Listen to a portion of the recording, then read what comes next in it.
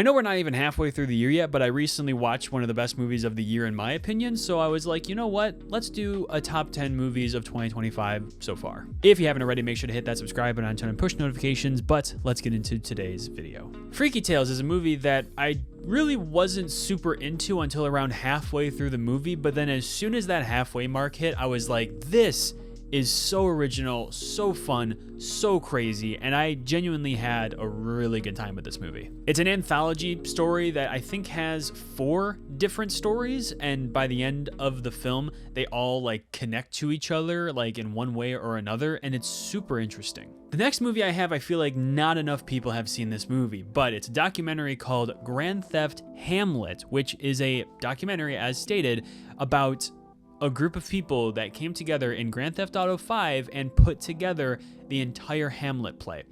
And it is such an interesting watch. It literally takes place within Grand Theft Auto 5, and it's about these people that were like, you know what, we're gonna test, the limits of Grand Theft Auto 5, and we're gonna hire actors, we're gonna get producers, we're gonna put together an entire play of Hamlet in Grand Theft Auto 5. And it's just not only insane because yes, you can in fact do that within Grand Theft Auto 5, but it's just so cool to see a community come together of people that just have never met in person before and decided to do this thing together. It's not just a documentary of people coming together and putting on a play in Grand Theft Auto 5. It really does become a real thing where people are really putting all of their time and effort into this, and it has, there's no reason why they should have done it. They just did it because they wanted to. And it's really, it was just a really cool perspective on like filmmaking and, actors' point of view of like, how they should prioritize work that actually makes the money over work that isn't making the money. And it's a really, really cool watch, and I think more people should watch it. I think it was very, very, very interesting. Next on my list, I have Bring Them Down, which is another very underrated film that I think more people should watch. It stars Barry Keoghan and Christopher Abbott, and it's basically about like just a divide between neighbors, and just it's a slow burn, but it has an ending that is so worth the wait. Christopher Abbott is always great. He always puts in a stellar performance. And what I will say is, though, if you don't like animal cruelty, you might have a hard time watching this one. Next, I have Friendship, the new A24 film that stars Tim Robinson and Paul Rudd as friends for a very short amount of time.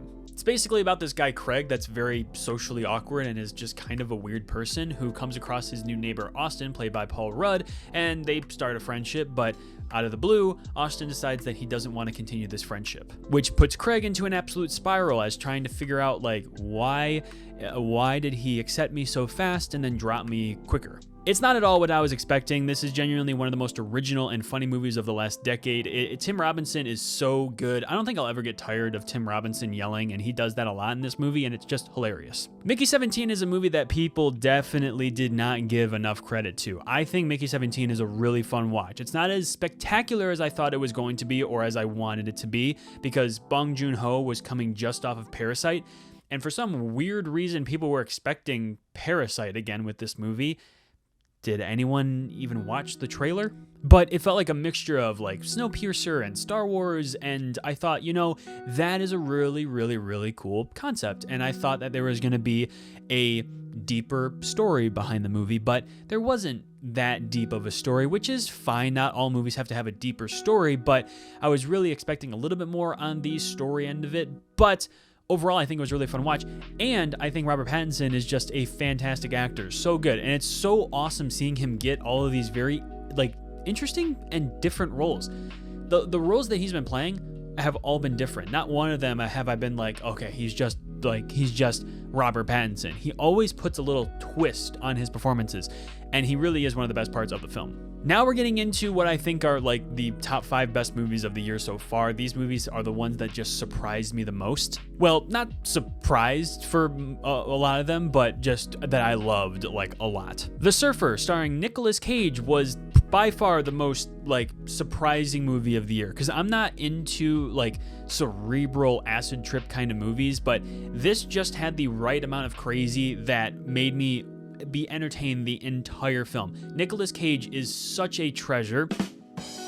and he just knows how to bring so much to his character. I mean, like, I swear to God, I feel like his characters just have no like descriptions, and he just gives his character whatever he wants to, and he knows how to create a character that's so interesting, so weird, and just like kind of like creepy, but he just does such a good job. And I feel like he could definitely get an Oscar nomination for this performance. I doubt that he will, because the Academy sometimes doesn't recognize art, but you know, he is very good in this movie, and I think it's a very, very, very interesting story. Nhja II, the #1 animated movie in the world. It has made the most money that an animated film has ever made, right after Inside Out 2 just broke that record, but this one crushed that record. But Nhja II is fantastic. I never saw the first Nhja, but I was hearing a lot of good things from Nhja II, so I was like, I'm gonna go see it. And luckily I didn't miss too much of the story. They kind of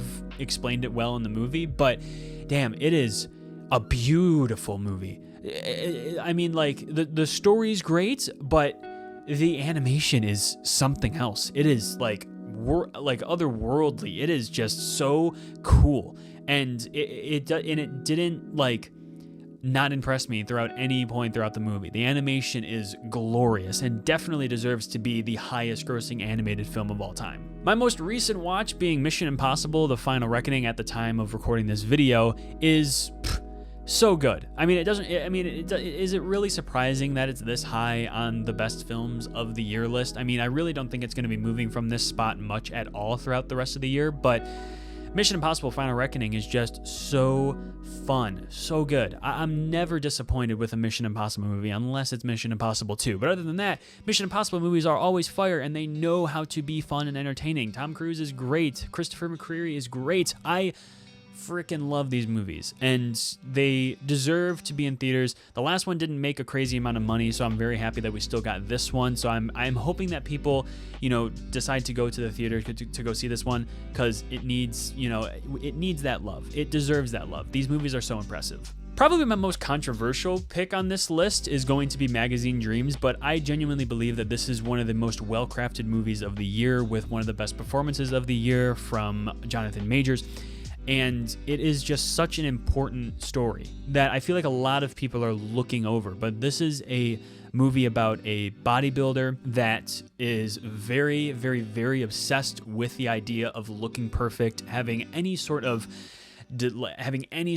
damage on his body. He just does not want any of that. He is just so into bodybuilding, and that's the only, he lives and breathes bodybuilding. It's like a mixture of Joker, Black Swan, Whiplash. It's so good, and it's very intense, very scary, and it's not like horror scary, but just psychologically scary. When you put yourself into the shoes of a man like his character, you really start to worry, because you know that people are like this in real life, and it's scary that, you know, men's mental health isn't necessarily the most important thing on people's minds. People don't, even to the men that are suffering with mental health, they don't, you know, talk about it, because they're afraid of being judged, and, you know, then they are judged, and then they're, you know, even more closeted with their emotions, and it's hard. And, you know, Jonathan Majors really portrayed the character well, and just it's a really important movie. It was very unfortunate that Jonathan Majors was, I'm not going to try and get political or anything, but it was very unfortunate that Jonathan Majors was in that spot in his life with, you know, being accused of, you know, domestic violence against his ex-girlfriend, which I'm heavily against. So again, if any more stuff comes out about Jonathan Majors, any video that has anything to do with Magazine Dreams will get deleted. But as of now, Jonathan Majors seems to be in the clear, and everything was resolved. And, you know, I really hope that Jonathan Majors didn't actually do those things, because I think he is a very, very, very talented actor with a bright future. And if it weren't for, you know, all the stuff that went down back when this movie was supposed to release around 2 years ago, I genuinely believe that Jonathan Majors would be winning the Academy Award for Best Actor, because I as of right now, he does give the best performance of the year with this character. Such a good movie, such a powerful performance, such a powerful story. It may be a little bit too long and kind of drags near the end, but I think this is just, without question, one of the most finely crafted films of the year. But of course, in the number one spot, we have Sinners. I mean, Sinners is just so good. Just Michael B. Jordan's great. He's doing, he plays twins in this movie, and he just does such a fantastic job playing two, different characters. And by the way, the face swapping technology is pristine. I forgot that Michael B. Jordan was just one person. I thought that there were actually two. I thought there were two Michael B. Jordans. It was crazy. But Ryan Coogler doesn't make a bad movie. Genuinely, every single one of his movies are great, are so good. Ryan Coogler is spectacular, and this is definitely his most ambitious project yet. I think it's his most original project. I think this movie is very, very good, very intriguing. I mean, on paper, it's like a vampire story, but really it goes way deeper than that. It's about connection. It's about culture. It's about music. It's such a fantastic story, and the fact that he somehow merges all this stuff with vampires is just so cool. And I think the movie just was so freaking good. And I hope that Ryan Coogler continues to make movies like this because it was spectacular. I think Sinners is phenomenal. But yeah, those are the 10 best movies of the year so far. So there'll probably be changes throughout the rest of the year for the last 7 months of the year. But honestly, these are just really, really, really great movies that I recommend that anyone go see. I think they're all great, and you might disagree with my list, but this is my list so far. If you haven't already, make sure to hit that subscribe button and turn on push notifications. That brings you to the end of this video. Thank you so much for sticking around, but remember, your movie moment is right around the corner. See you in the next video.